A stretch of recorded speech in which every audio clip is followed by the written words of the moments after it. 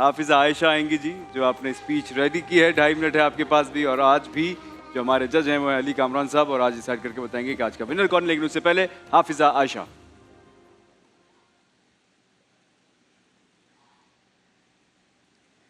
منزل کی جستجو میں جو سفر کیا جاتا ہے وہ کٹھن بھی ہوتا ہے اور ٹھوکر بھی لگتی ہے صدر عالی وقار، مگر مقدر کا سکندر وہی کہلاتا ہے جو ناکامی کو کامیابی کی پہلی سیڑھی بنا کر رکتا نہیں بلکہ اپنی منزل کی جانب گامزن رہتا ہے. تو پھر دیکھیں کہ تاریخ میں جب منزل کی جستجو رہی تو طارق بن زیاد نے ساحل پر کشتیاں جلا کر فاتح اندلس کا خطاب حاصل کیا.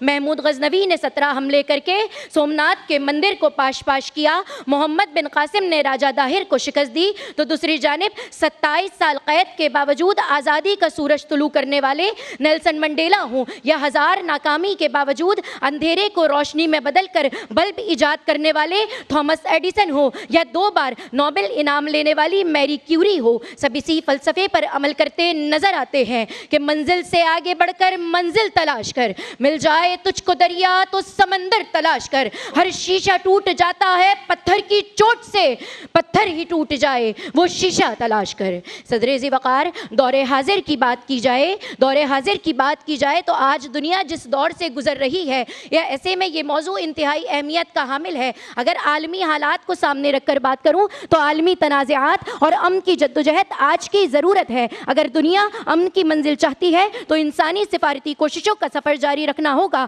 معاشی عدم استحکام کی بات کروں تو معاشی بحران، بے روزگاری اور مہنگائی نے کئی ممالک کو متاثر کیا، لیکن اگر ہم ترقی کی منزل چاہتے ہیں تو ہمیں معاشی اصطلاحات اور تعلیم کے فروغ کا سفر تیز کرنا ہوگا. اگر ٹیکنالوجی کی بات کروں تو چند سال پہلے مصنوعی ذہانت صرف تصور تھی، لیکن آج ایلن مسک نے ڈیجیٹل انقلاب اور مصنوعی ذہانت میں کامیابی کے جھنڈے گاڑ دیے. اگر ہم بھی اس میدان میں ترقی کرنا چاہتے ہیں تو ہمیں اس میدان میں اپنے سفر کو تیز کرنا ہوگا. اگر انسانی ہمدردی کی بات کروں تو جب قومیں مل کر محنت اور جدوجہد کرتی ہیں تو کامیابی ان کا مقدر بنتی ہے اور مشکلات پر قابو پایا جا سکتا ہے. یعنی اگر منزل چاہیے تو اتحاد کے سفر کو جاری رکھنا ہوگا. اور پھر اگر میں مملکت پاکستان کی بات کروں تو اس کی حفاظت کے عزم کے لیے مارکہ حق ہو یا غضب للحق کا آغاز اس بات کی غمازی کرتا ہے کہ منزل کی جستجو ہے تو جاری سفر رہے. اور پھر چشمے فلک نے وہ منظر بھی دیکھا کہ آگ ہی آگ، کہ خون ہی خون، کہ ایسے میں ایک مرد مجاہد یہ کہتا ہوا